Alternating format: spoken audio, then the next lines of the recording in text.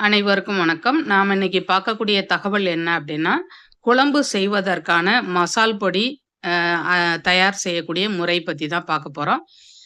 நாம அவசர உலகத்துல இயங்கிக்கிட்டு இருக்கோம். அதனால வீட்ல எந்த பொருளுமே நாம தயார் செய்யாம, கடைகள்ல பாக்கெட்ல அடைத்து விற்கக்கூடிய வேதிப்பொருட்கள் கலந்த மசால் பொடிகள தான் நம்ம வாங்கி பயன்படுத்துறோம். அது நம்ம உடலுக்கு கேடு விளைவிக்கக்கூடியது அப்படிங்கிறது தெரிஞ்சாலும், நம்மளுடைய சூழ்நிலை காரணமா நாம அப்படி செய்றோம்.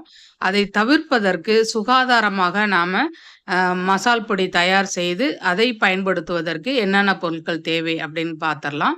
மஞ்சள் 25 கிராம், மல்லி 1/2 கிலோ, சீரகம் 200 கிராம், சோம்பு 50 கிராம், துவரம்பருப்பு 50 கிராம், மிளகு 50 கிராம், வெந்தயம் 25 கிராம், அரிசி நம்ம சாதம் வடிப்போம் இல்லையா? புழுங்கல் அரிசி 50 கிராம், உப்பு 1 கைப்பிடி அளவு கல் உப்பு, பெருங்காய வில்லை கட்டி கட்டியா இருக்கும்ல கேக்கு மாதிரி, அது ஒரு 10 கிராம், கருவேப்பிலை காய்ந்த கருவேப்பிலை 1 கைப்பிடி அளவு.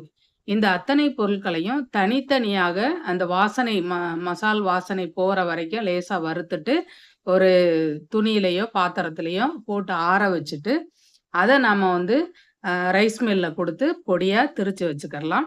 தேவையான அளவு நாம பயன்படுத்திக்கலாம். மிளகாய ஒரு பாத்திரத்துல போட்டு சூடு பண்ணி லேசா வறுத்துட்டு, அத தனியா அரைச்சு பவுடராக ஒரு பாத்திரத்துல சேமிச்சு வச்சுட்டு, குழம்பு தயார் செய்யும்போது தேவையான அளவு எடுத்து நம்ம பயன்படுத்திக்கலாம். நன்றி, வணக்கம்.